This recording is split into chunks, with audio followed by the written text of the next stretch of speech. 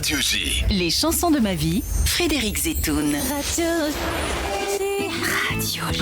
Bienvenue à toutes, bienvenue à tous. Je suis très heureux de vous retrouver pour un nouveau rendez-vous de notre émission musicale Les chansons de ma vie sur Radio J. Notre invité aujourd'hui est un célèbre humoriste, acteur, metteur en scène, chanteur et écrivain, riche de tous ses talents et de toutes ses casquettes. C'est Marc Jolivet que je suis ravi de recevoir aujourd'hui. Bonjour Marc, comment allez-vous ? Mais je vais très bien. Alors Marc, votre actualité, c'est votre premier polar. Oui. Ce premier polar, c'est Tueur hors série. Oui. Paru aux éditions Plomb. Un roman policier inspiré par l'histoire du grêle. Alors le grêlé, je le rappelle pour nos auditeurs, le grêlé ainsi appelé en raison de sa peau marquée singulièrement par des cicatrices. C'est un criminel qui s'est suicidé en septembre 2021 alors qu'il était recherché depuis les années 80 par la police pour au moins 4 viols et 6 meurtres. Petit détail qui vaut quand même son pesant de cacahuètes, ce cher homme avait été gendarme avant d'entrer dans la police. Marc, qu'est-ce qui vous a donné envie de vous attacher à l'histoire de ce personnage ? Alors, je cherchais à écrire un roman policier depuis un moment. Et je regardais la télé, je lisais, tout a été fait. Il y a les frères Cohen tout en haut. Je dis, je vais pas m'attaquer aux frères Cohen. Et pourquoi un roman policier ? Pourquoi pas un roman Parce tout que court ? je me croyais pas capable de le faire. J'aime D'accord. bien. Tant Des que je suis challenges. sur Terre, oui. D'accord. Voilà. Tiens, qu'est-ce que je pourrais faire que je n'ai jamais fait encore et qui sera peut-être difficile. Bon. Et au moment où j'allais abandonner, un matin, 2 septembre, nous venons de découvrir que François Véroff s'est suicidé. C'était... Le grêlé. C'est quoi cette histoire ? Je regarde l'histoire. 35 ans sans se faire attraper, recherche ADN d'un juge 1 an et demi avant, recherche ADN sur 750 gendarmes entre 1983 et 1987. Le mec, boum, dis donc collègue, faut y aller. Et là, il se dit, je suis fait. Il se suicide et il laisse un mot en disant « Je suis le grêlé, c'est moi, les crimes. » Qui a violé, pardon, qui a violé. pardon, Ouais, d'accord. Oh, je dis, l'histoire est extraordinaire. Il n'y a pas que moi qui le dis. Patricia Touranchot. Tout le monde dit cette histoire, c'est la grande histoire du 21e siècle de policière. Et je décide d'en faire un roman. À 4 mains. À 4 mains, car... Oui, car je dis Votre avant épouse. toute chose, je me tourne vers mon amoureuse, Julie Guinard, qui est traductrice, et je lui dis, si j'écris un roman policier, est-ce que tu m'aides ? Elle me fait, ouais. Bon. Ouais, c'était ouais. pas l'enthousiasme des Non, mains. D'accord. pas du tout. Et je me mets à écrire et je vais lui rendre hommage. Parce que je commence à délirer. Première chose, mon personnage, car je dis bien, c'est un personnage, Paul Balder, il ne sera pas pédophile. Parce que travailler sur un mec qui est pédophile, C'est impossible. No way, C'est je n'en ai impossible. pas envie. Donc je commence à faire ça et j'appelle Simon Michael. Simon Michael, Michael. un éminent scénariste Éminent scénariste. qui a travaillé avec votre frère Pierre. Les Ripoux, d'abord Les Oui, Ripoux, Les Ripoux. grand film, et avec mon frère Pierre, comment ça s'appelle, Ma petite entreprise. Ancien de la Grande Maison. Ancien de la Grande Maison pendant des années, et donc je demande à Simon, je le lis, il me dit waouh, mais c'est dingue, mais tu oses des trucs incroyables, vas-y, vas-y. Donc Simon a été pendant toute l'écriture à me critiquer ou me dire attention, là tu fais une erreur, là c'est pas bien. C'était un petit Là- peu votre éperon, quoi, en fait. Absolument, absolument. Et donc Et votre épouse, elle embarque avec vous, alors, ah du bah coup ? oui. D'accord. Ah ouais, parce que tout seul c'était trop dur. C'était trop dur. Alors avant que j'oublie, comme ça a été, oui, pardon. Dites-moi, non, je vous Alors- je suis tout oui. Comme ça a été difficile d'écrire sur un monstre, un tueur hors série, à la fin du livre, on a dit avec Julie, c'est pas possible de s'imaginer qu'on va peut-être gagner beaucoup d'argent avec ça. Nous avons décidé de donner 50% de nos droits d'auteur à France Victime. Donc, l'argument, c'est dire, Élégant. achetez-le, ne le lisez pas, brûlez-le, ou ne l'aimez pas, mais La moitié, achetez-le. et la moitié des droits va d'auteur à France Victime. Alors, Voilà. Marc, vous avez tenu à insuffler dans ce roman la chose que vous pratiquez le mieux depuis toujours. Je parlais de l'humour, de votre humour. Et c'est pas un peu délicat de manier l'humour, le rire, avec des faits divers aussi tragiques ? C'est très, très délicat. Le fil, il est quand même assez ténu, quand même. Très ténu, et c'est ce qui m'a plu. Est-ce que j'ai réussi ? on dirait aujourd'hui d'après les critiques. Ah oui. Et oui, mais c'était effectivement passionnant parce que il fallait que je trouve la distance. Et pour ça, je reparle des frères Cohen. Ce que j'aime chez eux, c'est qu'ils arrivent à se distancier des monstres et de l'horreur. C'est ce que j'ai humblement cherché à faire. Voilà. Il paraît, on me dit, on sourit beaucoup, on s'y attend pas. Mais il y a un reproche qu'on me fait. Régulièrement, il est trop sympathique. Marc Jolivet, votre personnage de Paul Balder. Et on n'a pas envie de le trouver sympa. Et c'était le challenge que je m'étais fait pour me décaler du monstre. Le mien, c'est un monstre, mais un peu moins quand même. Sympatoche. Sympatoche. Et ça, donc je le dis aux gens qui m'en font le reproche, vous avez raison. Allez tout de suite vous acheter les documentaires de Patricia Tourangeau et d'autres. Moi, c'est un roman. C'est un roman. Mon personnage, j'avais besoin pour vivre avec lui pendant un an, qu'il y ait de l'espoir, il y ait de la rédemption. Voilà. Mais en plus, les monstres sympathiques, moi je suis persuadé qu'ils existent. Les monstres sympathiques, il n'y a pas que des monstres infréquentables en prison, hein. Il y a des gens dont on peut avoir un petit peu pitié, dont on peut avoir une forme de sympathie, c'est peut-être un bien grand mot. Vous savez, j'avais écouté une interview qui m'avait fait froid dans le dos. Patrick Henry, quand même, Patrick Henry qui a pris un gamin et qui l'a flingué. Patrick Henry qui a échappé à la guillotine grâce au talent de Maître Badinter. Et j'avais écouté un soir, l'été dernier, vous savez, le soir il y a des émissions, on entend des choses un petit peu plus sympas à la radio, où on laisse un peu parler les gens, et une dame, une visiteuse de prison, qui était tombée amoureuse de ce mec.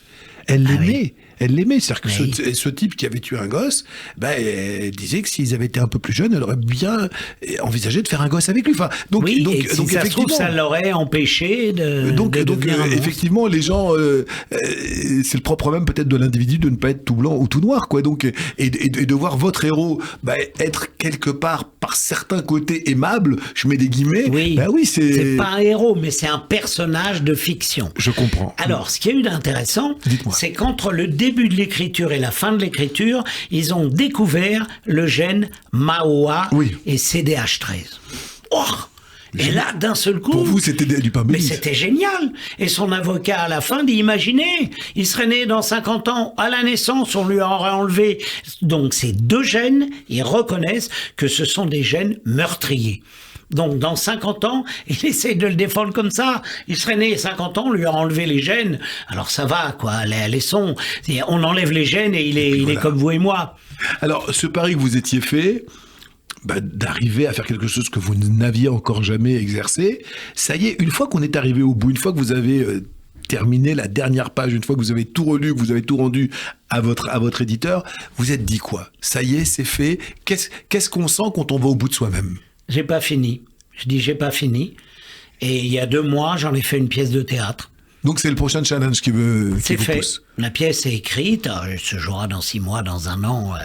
Voilà, mais c'est fait. Et le roman policier, le film aussi, bien sûr. Donc, vous êtes en train de nous dire que ce qui vous pousse dans la vie, ce qui vous emmène, ce qui vous entraîne, c'est ces challenges que vous faites à vous-même. Oui, tout à fait. Mais parce que, vraiment, quand les gens le découvrent, c'est une histoire extraordinaire. C'est vraiment, c'est la grande histoire de ce siècle. Donc, je suis très tranquille à dire, même si je l'ai pas fait avec beaucoup de talent, l'histoire, elle est béton armé. Marc, vu la passion que vous avez à défendre cet ouvrage, je suis persuadé que nos auditeurs qui nous écoutent là, ils vont faire une chose, c'est aller se le procurer, ce livre. Tueur hors série, Marc Jolivet aux éditions Plomb.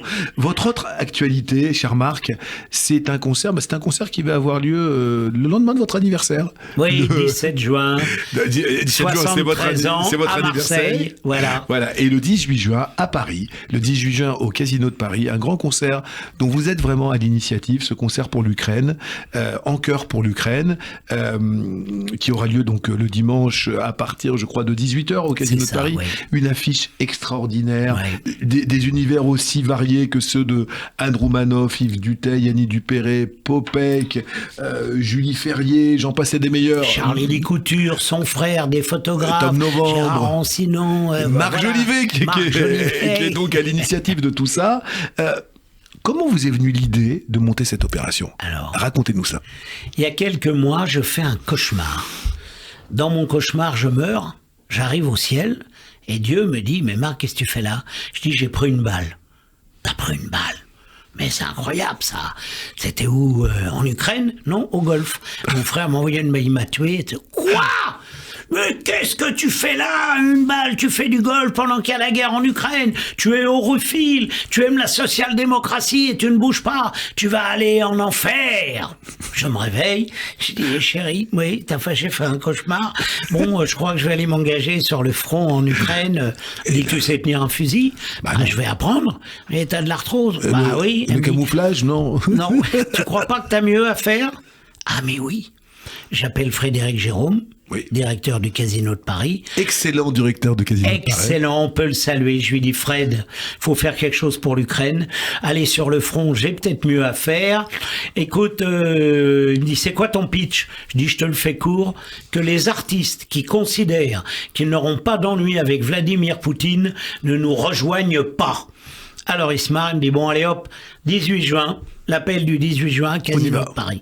Voilà. Et j'appelle, et je commence, Éric Antoine, le premier, qui m'a dit oui, et puis 2, puis 3, et nous voilà tous ensemble pour Doc for Ukraine, pour acheter des médicaments, des ambulances. C'est plus que jamais d'actualité, Marc. Malheureusement. Oui. Malheureusement.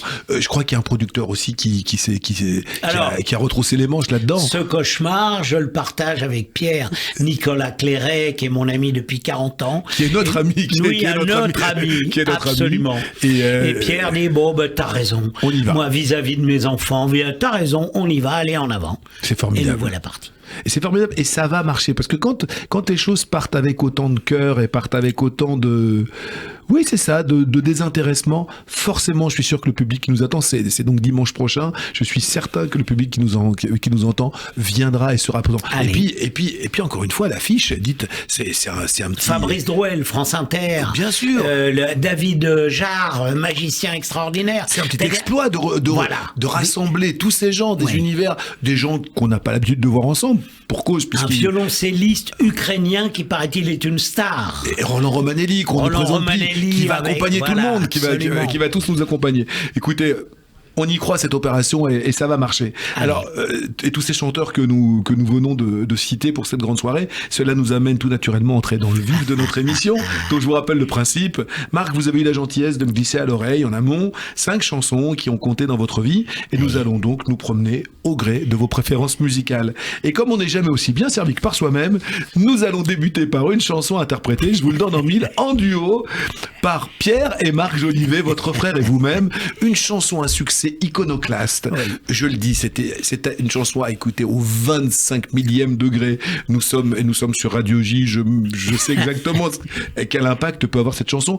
Année 75, quelque chose que je pense qu'on ne pourrait plus chanter aujourd'hui. Tellement tout est un petit peu corseté, tellement le droit au rire est tellement contrôlé.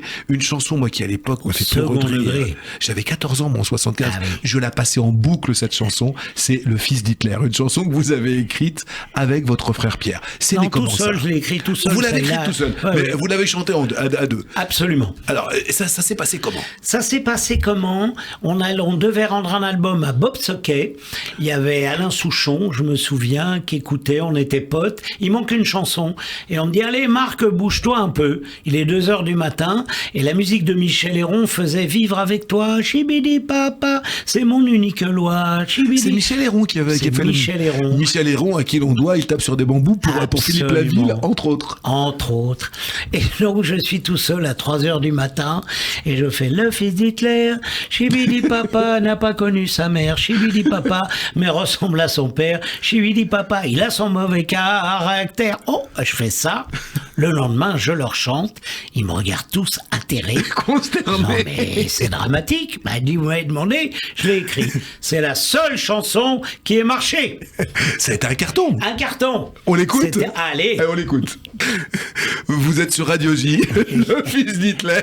C'est peut-être la première et la dernière fois qu'on écoutera cette chanson sur cette antenne. Non, je le répète, une chanson à écouter au 48e degré. Ça dénonce. Mais c'est une chanson qui dénonce les petits frères à Moscou, je le dis. Bien sûr. Les petits frères à Moscou. Et parfois, ils se mettent en fureur aussi. Et en fureur, qui se mettent en fureur. Marc, ça, aujourd'hui, c'est impassable. Non, je crois pas. Il faut le passer. Non, parce qu'il on faut, le passe, il faut la pas preuve, qu'on on le se fait passe. savoir. Mais aujourd'hui, tout est tellement formaté. Ah oui, vous bah oui, imaginez il faut- à une heure de grande écoute, alors, et pas cette chanson-là, mais quelque chose d'aussi iconoclaste. Je vous le rappelle, on était en 75. Oui, Il fallait oui, quand même oui, avoir oui. un certain Oui, degré oui, de... oui. C'est Vous voulez que je totalement vous raconte iconoclaste. une anecdote Racontez-nous. Patrick Sébastien faisait la première partie avec nous, donc en 75, oui, 6 mois après, la chanson marche. On fait Bobino, Oui. avec en première partie Yves Duteil, Patrick Sébastien, Marie-Paul Bell, Pierre et moi. Bon, Que des gens bien. que des gens super. Et donc on chante Marcel Amont, première partie, Oui. je viens de le dire. Non, non, c'était Marcel Amont, c'était Marcel la qui nous a vedette. quittés, Et récemment. tous les quatre, on fait la première partie. D'accord. Et on chante un soir le fils d'Hitler, Chibidipa. Et j'entends dans le public, nazi, salaud. Bon, ça recommence, j'arrête, yo, t'écoutes le texte. Moi, c'est Jolivet Man, ok? Donc, t'écoutes le texte, tu me fais pas ça, hein. Et ça reprend, blablabla, le fils d'Hitler, salaud, nazi, etc. 2 fois, je lui dis, où tu es? Je lui dis, où tu es? Et vous Je descendez. saute dans la salle. Le mec lève la main. Attends, tu vas voir l'histoire. Patrick Sébastien l'a raconté à ma fille il y a quelques mois en disant, un barjot, j'ai jamais vu un mec sauter dans le public. Bon. Et je dis, où tu es? Le mec lève la main, je fonce sur, il était au bord de rang. Les pompiers viennent de l'autre côté. J'attrape le mec et il dit, vous allez frapper un aveugle, monsieur Jolivet? Donc tu vois, stupéfaction, les pompiers me remontent, etc. La chanson reprend, ça s'arrête. C'était un invité de Marcel Amont, on l'a appris quelques années Bien plus sûr. tard, qui avait fait ça pour faire de l'humour, pour déconner. Il n'était pas aveugle du tout, en fait. Pas du... Ah si, Il était aveugle. si, il était aveugle. Marcel me l'a dit, après il était Et aveugle. comme quoi, on peut être con et aveugle aussi, quoi. Voilà. Mais voilà, pour dire que cette chanson est du second degré. C'est Bien pour vu. dénoncer le fascisme et les Bien fils évidemment. d'Hitler qui sont là encore aujourd'hui. Et puis vous aviez une chorégraphie très très au point avec Pierre. Pas mal du tout. Ça, franchement, Mia Fry, elle peut aller se coucher hein, quand on voit les images d'époque. Alors, on parlait de Pierre, votre frère que tout le monde connaît, qui a réalisé tant de si jolis films. Vous êtes issu d'une famille d'artistes. Votre maman était comédienne, célèbre voix de doublage. Titi de Titi et Grominet, c'est elle. Calimero, c'était elle aussi. Arlette Thomas. Votre père était aussi acteur. Alors il a été très peu. D'accord. Il a surtout écrit des pièces. D'accord. Auteur, donc. Il était auteur très très vite et pendant qu'il écrivait, il est tombé amoureux de Jeanne Moreau et ils sont sortis ensemble tous les deux. Et elle, Jeanne, voulait faire du cinéma, mon père voulait faire du théâtre. Il a quitté Jeanne Moreau, ma mère est arrivée, elle est tombée amoureuse de mon père. D'accord. Et Raymond Devos est arrivé et il est tombé amoureux de ma mère. D'accord. Donc, la fin de l'histoire, C'est compliqué votre truc. c'est compliqué. 4 ans après, ma mère, donc, quitte mon père. D'accord. Et pendant plusieurs années, quand j'avais 7-8 ans, mon père me regardait en disant, quand je pense que tu pourrais être le fils de Jeanne Moreau, qui était dit avec humour et de la Bien nostalgie. sûr. D'accord. Alors, fin de l'histoire, 30 ans plus tard, Jeanne Moreau est assise, je suis trop long peut-être, Bah, je non, vous en ça va. prie, au Donc, contraire, Jeanne c'est Moreau passionnant. est assise à une émission Oui. d'Europe 1 ou d'RTL, je ne sais plus. Vous êtes Elle invité. attend. J'arrive, je ne connais pas, je m'approche, dis Madame Moreau, je m'appelle Marc Jolivet, je suis le fils de Jacques Jolivet. Elle lève les yeux, elle fait Jacques. Oh, Jacques. Madame Moreau, il la prenne, il l'envoie. Je voulais lui dire, mais Jacques, merveilleux ou Jacques, quelle horreur, je ne saurais jamais. Et Raymond Devos dans tout ça? Raymond Devos, amoureux fou de ma mère, les quelques fois où il est venu me voir, après le spectacle, je dis alors, oh, comment va ta maman? Arlette, non mais Raymond, mon frère, oui, très bien. Oh, Arlette, t'aurais pu être mon fils. Mais sur votre spectacle, il n'a jamais parlé. Si, c'était très bien. Mais enfin, c'était ma maman. Donc, faire l'artiste, c'est une histoire de famille chez les Jolivet. Oui. Quand on a un frangin qui a sensiblement le même âge que vous, 71, oui, 2 ans et 3. 2 ans d'écart, donc sensiblement le même âge, qui embrassent la même profession. Et les deux frangins se soutiennent. Les deux frangins, il y a une rivalité parce qu'on sait très bien que c'est un métier où il y a souvent des rivalités. Ça se passe comment entre frères? Alors, comment ça? Très très bien, ça s'est passé très très bien jusqu'au jour où à 30 ans, j'ai dit, j'arrête. Voilà, je veux plus m'occuper de mon petit frère, j'ai ma vie à faire pour moi. Alors, les Marouani, là, mais ça marche, tu t'arrêtes en plein succès, ma famille, mon frère, tout le monde m'en a voulu. Mais finalement, maintenant, Pierre, il me remercie. Bien sûr. Parce qu'il a pu faire une carrière de cinéma. Mais Vous aviez besoin d'exister par vous-même à un moment. ah oui, absolument. C'était vraiment, ça, c'est vraiment mon truc. essentiel. Quand on me dit acteur, mais j'aime pas faire l'acteur. Ce que j'aime, c'est raconter des histoires ou les chanter. Voilà, c'est ça. Et des histoires Ma que vous vie, c'est écrivez, ça, que que vous j'écris, moi. C'est ce que j'aime le plus. Vous avez toujours su, Marc, que votre vie serait de distraire celle de vos contemporains? Non.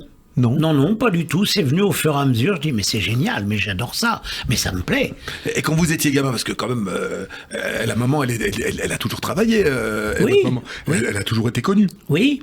C'était pas quelque chose d'évident pour vous à un moment de prendre la suite, de marcher dans les pas de cette maman célèbre? Bah oui et non. Disons que on vivait en banlieue, on n'avait pas d'argent, c'était vraiment la misère. Notre mère avait du mal pour nous élever, et c'est le Club Méditerranée qui a tout déclenché. Vous êtes J'ai eu parti envie de Géo partir Club au Med. Club Med, Géo, et j'ai dit mais la vie c'est ça. Et c'est à La ce vie, moment-là que vous vous êtes rendu compte que vous aviez le talent, ce pouvoir, cette facilité de faire rire? Oui, absolument. Ouais. C'est au là. Club Med. C'est au Club Med, véritablement. Oui. Et j'ai aimé ça, tout de suite. J'ai C'est-à-dire trouvé ça que génial. entendre les rires des gens, Entendre les rires des gens, raconter des histoires. c'est votre oxygène. C'est absolument. Et raconter des histoires sinistres, raconter des histoires, et plus elles sont sinistres, d'un seul coup, faire rire à la suite d'une histoire sinistre, c'est encore plus fort. Vous partez toujours, vous maniez, j'ai le bonheur de venir vous voir plusieurs fois et dans vos spectacles, et c'est vrai qu'il y a toujours cette espèce de yin et yang, c'est-à-dire que il y a effectivement des éclats de rire, et puis il y a d'un seul un truc qu'on voit pas arriver, parce que souvent chez les comiques, on sent la musique monter, on sent, allez, ça y est, il va nous faire le coup maintenant. Chez vous, ça, c'est comme dans la vie, ça arrive quasi naturellement. C'est-à-dire que l'uppercut à l'estomac, on le prend aussi naturellement et aussi vite que l'éclat de rire que l'on vient de livrer avant. J'essaye, et tant mieux, oui, je crois que ça marche, et j'aime ça. C'est beaucoup de boulot d'écriture. Oui, Vous mais êtes, je le sens pas du tout, parce que j'adore ça. Tous les matins, page blanche. Non, j'ai pas d'horaire. Mon frère Pierre, alors les différences. Mon frère Pierre, il a des horaires, il se lève le matin. Moi, je me fais confiance.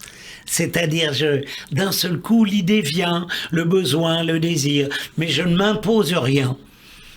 C'est-à-dire, l'esprit est là et ça vient tout seul. Et j'imagine qu'il y a des échéances quand même. On s'est rencontrés plusieurs fois à Avignon, quand vous savez que vous devez donner un nouveau spectacle à Avignon. Avignon, c'est le 7 juillet, c'est pas le 24 décembre. Mais ça se fait tout seul. Je veux dire, je me fixe pas d'horaire. C'est ça, je veux dire, je vais travailler pendant 3 jours avant, en dormant à peine, parce que ça sera le moment. Mais je vais pas me dire, dis donc, prends un peu d'avance, fais attention. Oui, mets des sketchs de côté. Voilà, je ne suis pas structuré. J'entends. Je me fais confiance. Juste. J'ai peut-être tort. Certainement pas, la preuve. Et le public vous a donné raison, et ô combien raison, et depuis de nombreuses années. Je demandais un jour à Charles Aznavour, les chansons, vous les trouvez où? Il m'avait répondu, dans la rue. Oui. Moi, j'ai envie de vous poser la question, les sketchs, les bonnes idées de sketch, vous les trouvez où? Le Digicode, qui est mon plus grand sketch, je l'ai trouvé en allant chez Fabienne Servan-Schreiber, où il y avait un dîner, il pleuvait, j'étais dessous, Fabienne attendait, je disais, allez, ouvre-moi, il est 10h. Oh putain, et là, je dis, le mec est bourré, j'imagine, et là, mais allez, ouvre-moi, il parle au Digicode, oh! Je l'ai écrit dans la rue, ils m'ont ouvert, je suis allé au dîner, j'ai dit, permettez juste 10 minutes, je l'ai écrit. Vous l'avez écrit? Je l'ai fait. Avant de passer à table? Oui, absolument. Parce que j'avais eu l'idée sous la plaine, mais oui, là, 3h du matin, le mec est bourré, elle est, 10 gigas de mort. Voilà. C'est né comme ça. Et ça a été écrit en 10 minutes et après... Marc, un sketch comme ça change la vie d'un humoriste? Un tube, pareil, parce que c'est un Oui, c'est c'est un tube. C'est un tube. Alors, non, ça change pas la vie. C'est très agréable. On me dit, mais ça vous dérange pas? Mais non, ça ne me dérange pas du tout. Faire réchaud et frigo, qu'on me le demande tout le temps, ça ne me dérange pas du tout. Et réchaud et frigo, c'était avec en Pierre. 78 Et sur avec TF1. Pierre, chanson, musique, Michel Héron. Voilà, ça ne me dérange pas du tout, du tout. Mais ça n'a pas été un tube suffisamment énorme pour que je devienne milliardaire ou millionnaire. Non, c'était pas le but de ma question. Ça, c'est alors vraiment pas. Non, mais la confiance que ça doit donner, la confiance que dans une carrière qui est déjà bien remplie, d'un coup vous avez un sketch que les gamins jouent à l'école. Oui, absolument. Monsieur Digicode, tout le monde m'appelle Digicode. Tu me reconnais, voilà, oui, c'était dans les cours d'école. Et Ça doit donner un sacré élan dans la vie. Oui, mais sauf que c'était il y a 25 ans. Ah, ça serait bien si j'en trouvais un autre. Voilà. Il va venir. Oui, Dog for Ukraine. Bon. Non, ça n'a pas changé ma vie, ça l'améliore. Voilà, ça ne la change pas. C'est bon, j'adore. Marc, on va continuer notre balade, ce survol de votre vie en chanson, pour arriver à quelqu'un qui, je ne crois pas me tromper beaucoup, a été la grande histoire d'amitié de votre vie, c'est Daniel Balavoine. J'ai déjà eu l'occasion de vous interviewer à ce sujet, et j'avoue avoir été ému par votre émotion lorsque vous l'évoquiez. J'étais venu vous voir pour l'émission du matin, Télématin, on rendait un hommage à Daniel Balavoine, et vous savez, des témoignages, on en recueille souvent, ça fait un petit peu partie de notre métier, mais le vôtre, il y avait quelque chose qui m'a vraiment marqué. On était venu chez vous, Aix-en-Provence, et vous rencontrer. Pourquoi de Daniel Balavoine, qui a été donc l'histoire d'amitié de votre vie, vous allez nous raconter pourquoi vous avez choisi Mon fils, ma bataille, précisément?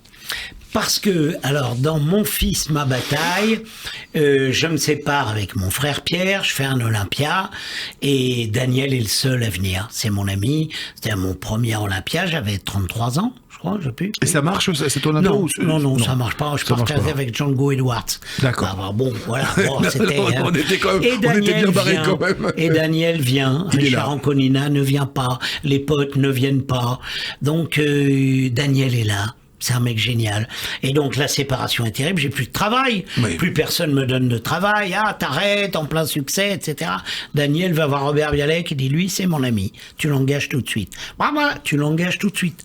Donc, je fais les premières parties de Daniel Balavoine. Et ça vous sans être annoncé. Donc, on me lançait des canettes de bière. Mais Daniel avait assumé. Et vous étiez une vedette déjà à l'époque, c'est-à-dire que il fallait. Vous connaissez. Non, on connaissait Pierre et Marc Jolivet. C'est ça, Marc Jolivet tout seul. Marc Jolivet tout seul, terminé. D'accord. Non, il n'y a pas votre frère, on vous prend pas. Heureusement que Daniel était là. Et il vous prend. Et il me prend. Contre vents et marées, il vous. Contre Bialek et tout le monde. Il dit, impose. c'est mon ami, c'est comme ça. Bon.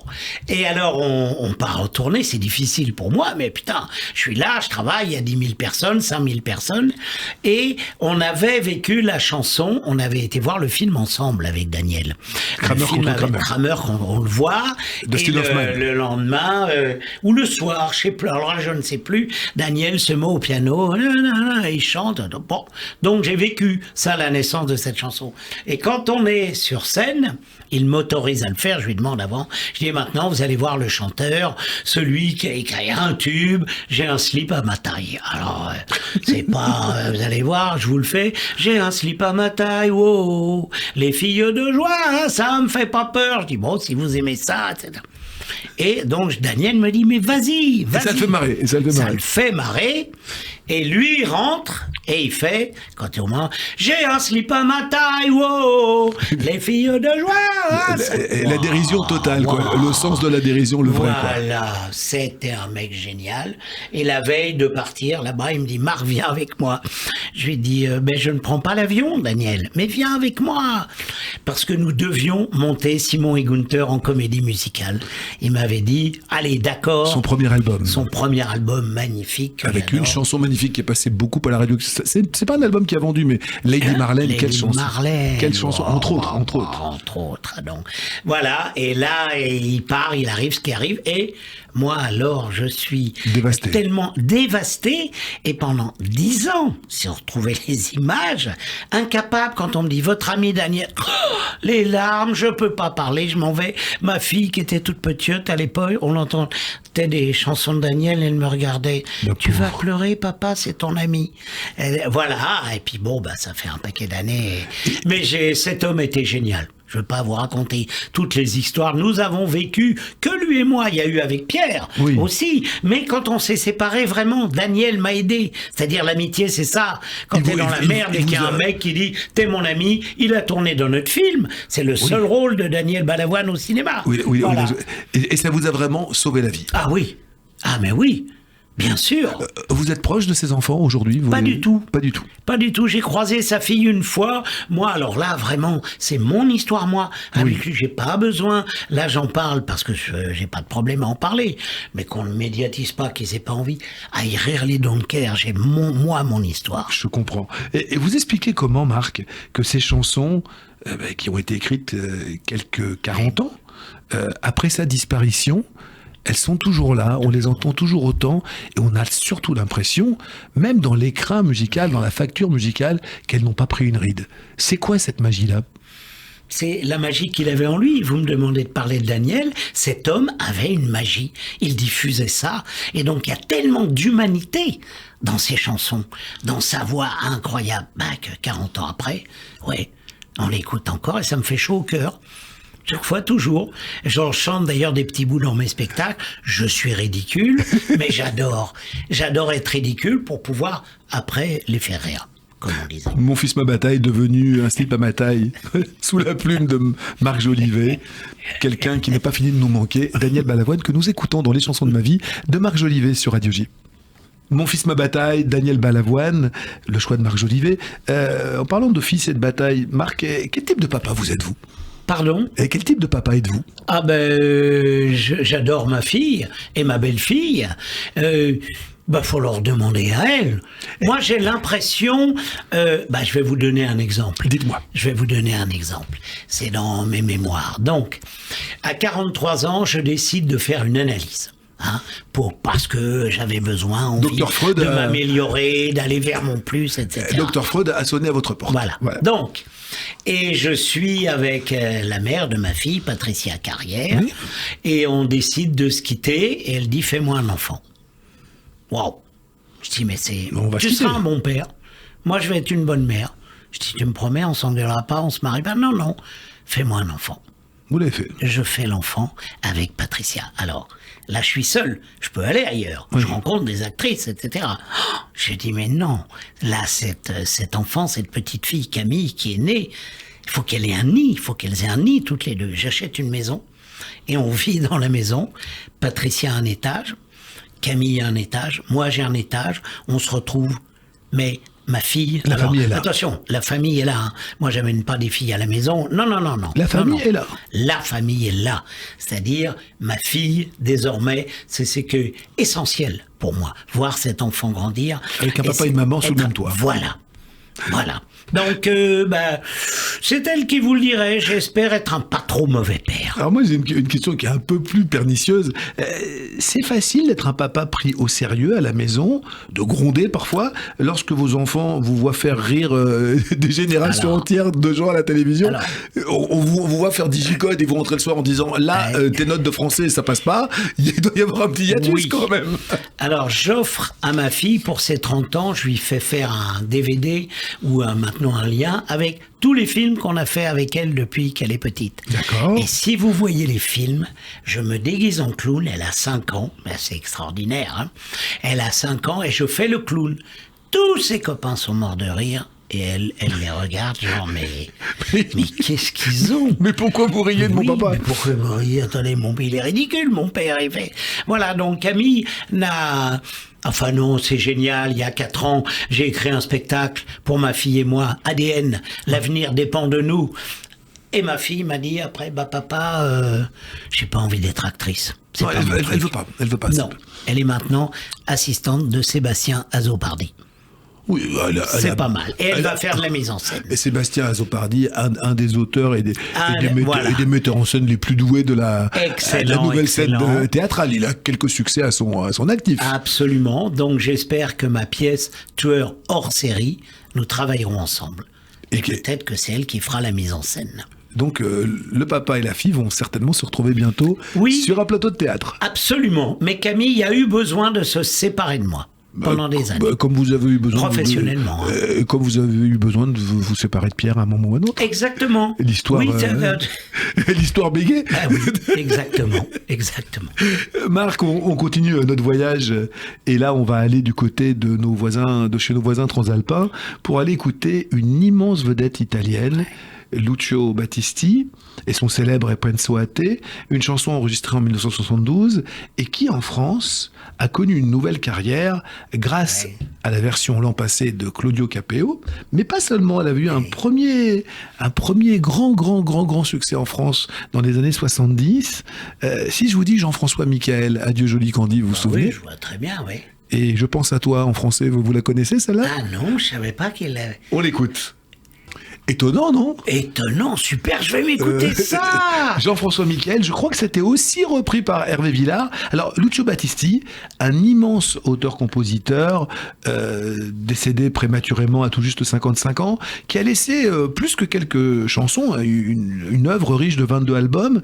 Il a, je le disais, souvent été adapté en français, mais en France, il n'a jamais été reconnu par son immense talent.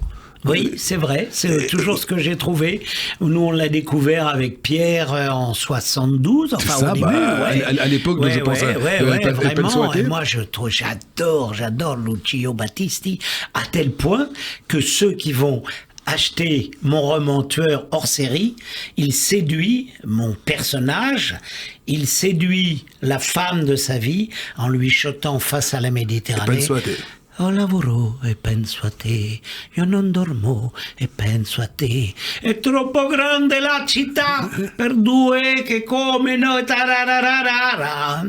J'adore la chanter sur scène. Je suis ridicule, hein, comme quand je chante Balavoine, mais j'adore ça. Mais votre monstre, il a vraiment bon goût, quoi. Parce que un monstre qui assassine en série en chantant Battisti, on peut pas le détester, le bonhomme. Il a des circonstances atténuantes. C'est le reproche qu'on me fait.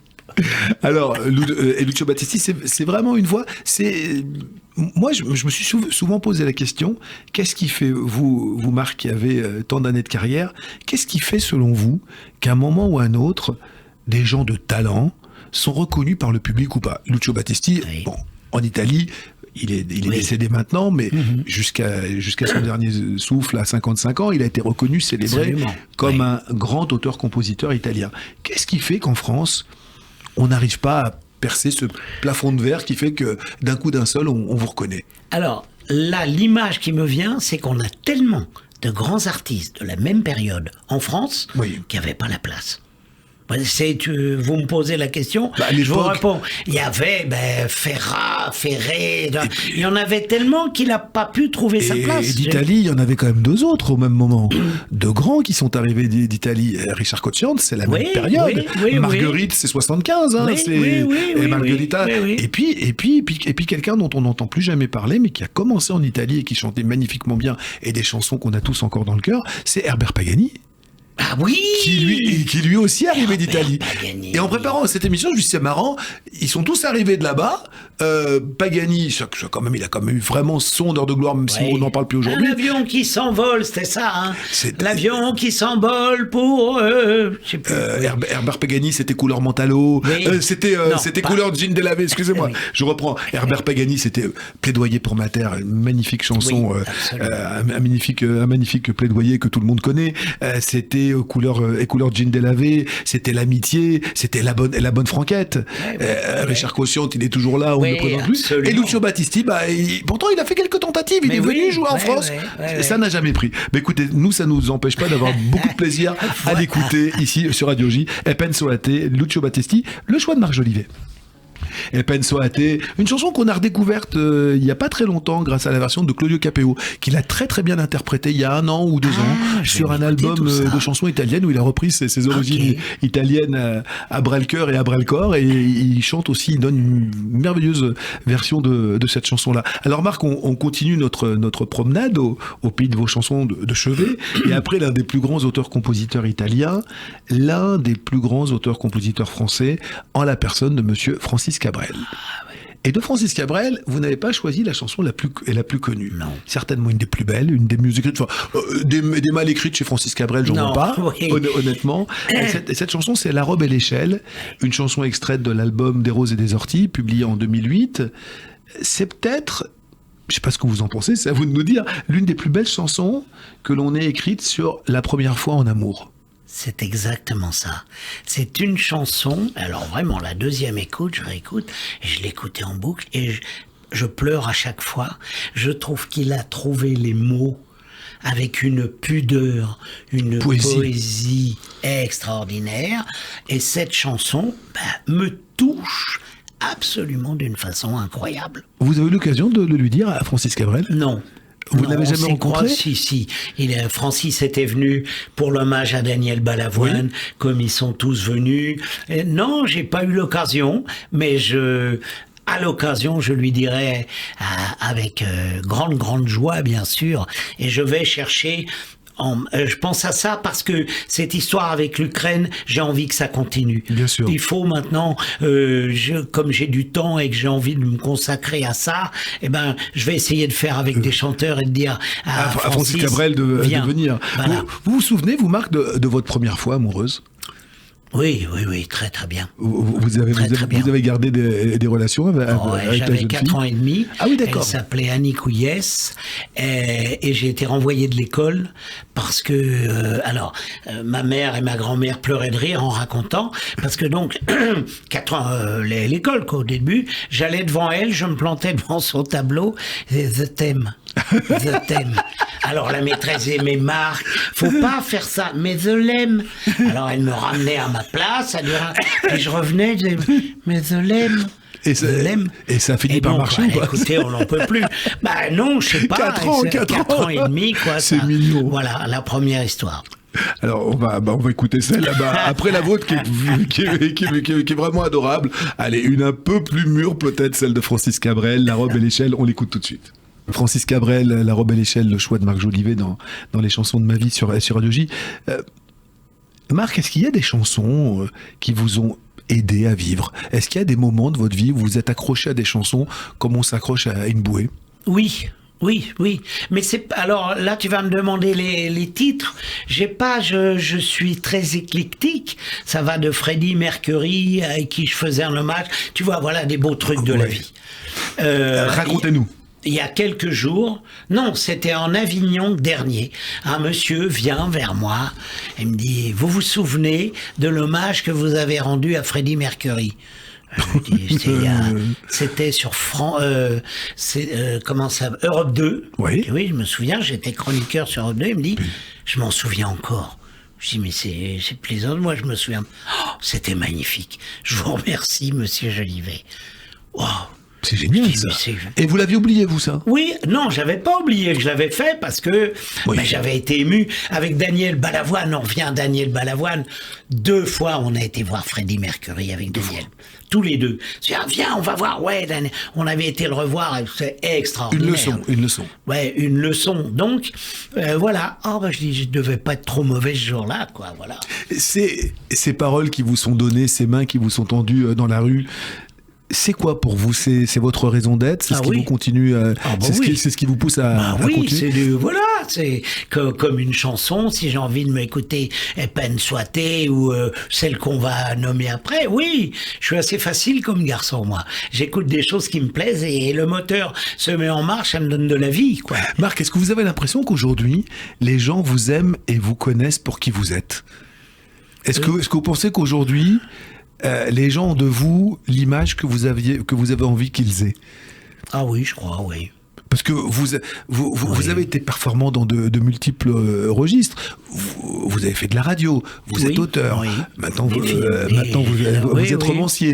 vous êtes acteur, vous êtes humoriste. C'est-à-dire que vous avez quand même une palette de talents qui est assez large. Oui, je trouve pas que je sois très talentueux, moi. Ah je suis bon besogneux. Oui, mais je me sens besogneux et j'ai jamais peur de travailler encore et d'améliorer. Je dis toujours, il y a l'inné puis il y a l'acquis.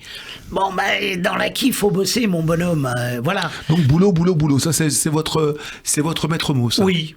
Oui, mais parce que c'est pas du boulot, alors pardon. La passion. C'est de l'appétit. J'ai un appétit, ma femme me dit, mais pas de manger, mais j'ai tu bien ne te compris. rends pas compte, tu es épuisant. Ah mon amour, j'ai une idée. Il est 7h30 du matin, je suis à 20 cm de toi. Pardon mon amour, j'ai une idée. Voilà ce qu'on va faire, je te propose, voilà. Et J'ai c'est de l'appétit. toujours comme ça. Oui. Donc il faut avoir une bonne santé pour Oui. pour vivre Voilà. avec vous. Oui. Mais c'est absolument génial.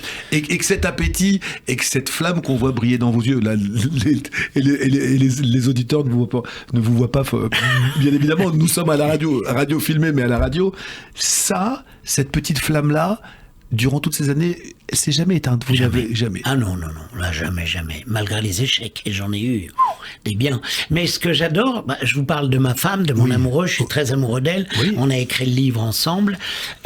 C'est à moi de pas l'envahir. Aimer l'autre, c'est le laisser libre. C'est l'aimer pour lui, c'est l'aimer pour lui. Voilà. Je suis fatigant.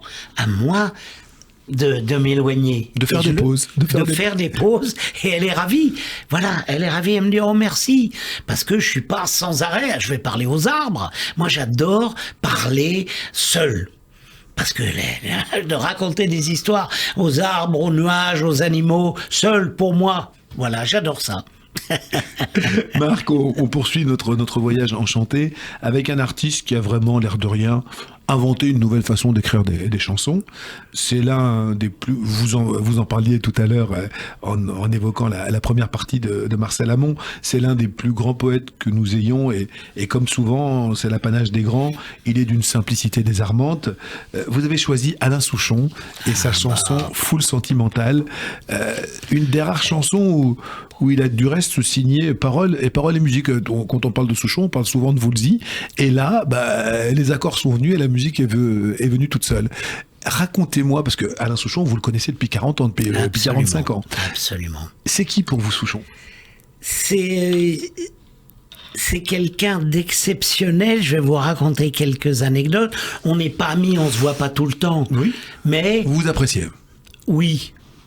J'ai eu une anecdote qui est en même temps terrible, mais c'est la vérité. Il n'y a pas de honte. Avec mon frère Pierre, nous montons à l'Olympia pour la fondation Balavoine, pour avoir de l'argent pour aller vendre les pompes à eau, etc. Et c'est la famille Balavoine qui s'en occupe. 3 ans. Et Alain, dis donc mon Marc, les pompes, elles sont où ? Bon, je dis, écoute, je sais pas, on va demander. Donc, je demande à la famille.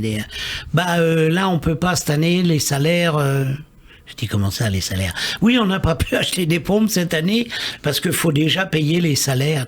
Ah merde. Stop ! Avec mon frère Pierre, j'ai appelé Alain, j'ai appelé tout le monde. On a dit, on ne bouge pas. On ne fera rien, mais c'est terminé. C'est Alain qui a déclenché ça d'une façon très gentille. Et puis, Alain, ça a été, il y a 4 ans, entre autres. Alain, je vais faire ensemble contre le mélanome, Casino de Paris. Je viens avec mes fils. Oui, il y aura ton frère Pierre. Alors, on va se faire la fête. Génial, cool, sympa, grand talent immense. Vous l'avez connu à ses tout débuts. Ah oui. Il n'a pas changé. Avec Bob Socket, non. Ah non, pas du tout. Pas du tout. Bob Socket, pour nos auditeurs, oui, alors, pardon. Un immense directeur artistique, voilà. un immense talent scout, qui a eu la bonne idée un jour de présenter Lucien Woolsey, parce qu'il s'appelait Lucien à l'époque, Lucien Woolsey à Alain Souchon, en disant, lui il fait des textes absolument géniaux, mais les musiques parfois sont un peu... et puis lui il fait des textes, lui il fait des musiques géniales, mais les textes sont pas terribles, et ces deux-là, ça a donné un des plus beaux duos de créateurs de la chanson française. Oui. Et ce que j'adore chez Alain, c'est que lui, il le dit... il marche beaucoup. Oui, il marche. Il écrit en marchant. Voilà. Et moi, marcher, ça me gonfle, sauf quand il y a une balle de golf, une balle de tennis, une balle de ping-pong ou des pétanques. D'accord. Je suis construit comme ça. Mais maintenant, quand je joue seul au golf, pas au tennis, j'y arrive pas à jouer tout seul, mais au golf, je pense à Alain Et je travaille en marchant, mais en tapant la balle aussi. En tapant la balle. Full Sentimental, cette chanson que vous avez choisie, mine de rien, c'est une chanson qui est sacrément... Alors, engagée, une chanson qui dit des choses, enfin. Qui dit des choses d'une façon pareille. L'humanité est au-dessus, quoi. Avec... Mais ça n'a pas le côté... ennuyeux, parfois un peu rébarbatif de la chanson avec le point levé, militant, poil aux dents, quoi. On est dans une forme de poésie. Ça parle de la solitude des gens. De la solitude, c'est magnifique. C'est magnifique. En parlant d'engagement, Marc, j'en reviens à vous. Vous n'avez jamais mis votre mouchoir sur vos idées. Et vos engagements, notamment au niveau de l'écologie, vous vous êtes présenté, je crois, au municipal en 89, je crois. Oui, c'est ça. Ça vous a desservi, sincèrement. Oui, bien sûr. Il y a des gens qui vous en ont voulu, qui vous ont mis des pots de banane un peu partout, d'accord. Et arrête de passer à la télé, tu fais la promo de ton spectacle. Mais non, je dis toujours, je suis un citoyen. Donc, je fais ce que je suis citoyen à tous les niveaux. Il y a deux écoles là-dessus, Marc. Il y a les gens qui vous disent, il y a des tas d'artistes qui vous disent, mes opinions politiques, je les garde pour moi, je suis là pour décorer la vie des gens, sans rentrer dans mes opinions. Et puis il y a des gens comme vous qui assumez haut et fort de non seulement être saltimbanque, mais que ce saltimbanque soit aussi un homme qui parle. Vous avez pris donc ce choix-là. Ah oui, là c'est très clair. Hein. Depuis toujours, et je dirais pour toujours, mais je comprends très bien qu'on le fasse. Moi je suis pas du tout à vouloir imposer ça à tout le monde. Moi je suis comme ça. Là je viens d'être nommé par le préfet de Provence, sous-préfet, ambassadeur pour l'environnement de Provence. Je trouve ça magnifique. Oui, mais là ça... Je vais monter des spectacles. Ça dépasse les clivages politiques, là. C'est une mission d'intérêt général, presque. Ben oui. Voilà, attendez, je vais pas les aider les Verts quand même, non? Enfin, c'est fini, il faut qu'ils arrêtent. Même pas 3 pour la planète. Non, on fait simple, Ça, c'est intéressant. 100% des gens aujourd'hui considèrent que l'environnement, c'est essentiel, que la planète est en 100%, ok? D'accord. Donc, les Verts qui sont censés, combien la présidentielle? Mon ancien ami Yannick Jadot, même pas 5%. Stop, sortez, au revoir. Je pense que votre ancien Va ami... faire des enfants avec Sandrine Rousseau, Yannick Jadot. C'est de l'humour, c'est de l'humour. Je pense que votre ancien ami Yannick Jadot va beaucoup apprécier s'il écoute cette émission. Non, il ne me rappelle plus, Yannick. Je reviens à Full Sentimental. Qu'est-ce qui vous touche le plus dans cette chanson-là, précisément? Alors, le côté universel. Le côté universel de ça. Moi, j'adore quand, par exemple, La Robe et l'échelle, je sais que je l'entends dans un spectacle de Francis Cabrel, je n'aurais pas les gens auront l'émotion, mais ce sera pas pareil. Full Sentimental. C'est un hymne. Tout le monde est là, tout le monde, il a touché le cœur de l'humanité. Il nous touche tous. Oh, bravo, talent, bravo. On l'écoute, cet immense talent. Full Sentimental, Marc Jolivet, le choix de Marc Jolivet, et dans les chansons de ma vie sur Radio J. Marc, on arrive quasiment à la fin de notre petit périple. On va prendre rendez-vous pour l'année prochaine. Voilà, pour la semaine prochaine. Et vous pour revenez, demain matin. Et vous faites quoi demain matin, je serai là. Demain matin, à 6h30, on sera là. Marc, c'était un vrai plaisir de chanter avec vous, de revisiter et toutes ces chansons qui vous ont tant... qui nous ont tant plu. Je rappelle votre actualité, Tueur hors série, chez Plomb, le premier roman policier, roman noir de Marc Jolivet. Votre actualité, c'est dimanche prochain, l'appel du 18 juin, c'est aussi l'appel de l'Ukraine, En cœur pour l'Ukraine, une magnifique initiative de Marc Jolivet, un concert avec plus d'une trentaine d'artistes. Dont vous, je le rappelle, avec Annie Dupéret. Avec Annie Dupéret. Et nous allons faire un numéro de claquette à 2 avec Annie Dupéret. Je m'entraîne avec elle. Et ma toute dernière question, celle que je pose à tous nos invités. Marc, quel est le plus beau cadeau que ce métier vous ait fait à ce jour? De rendre les gens heureux. Enfin, moi, quand je les vois, c'est vraiment ça. De voir les gens à la fin d'un spectacle, ou dans la rue, ou dans la vie, qui viennent en me disant « Ah, merci, j'aime vous entendre. » Voilà, ça me rend heureux, je le renvoie, on se renvoie. Voilà. Alors, j'ai une dernière requête. Continuez, s'il vous plaît, à rendre heureux les gens. Merci beaucoup, Marc. À bientôt. Merci, à demain matin. À demain matin.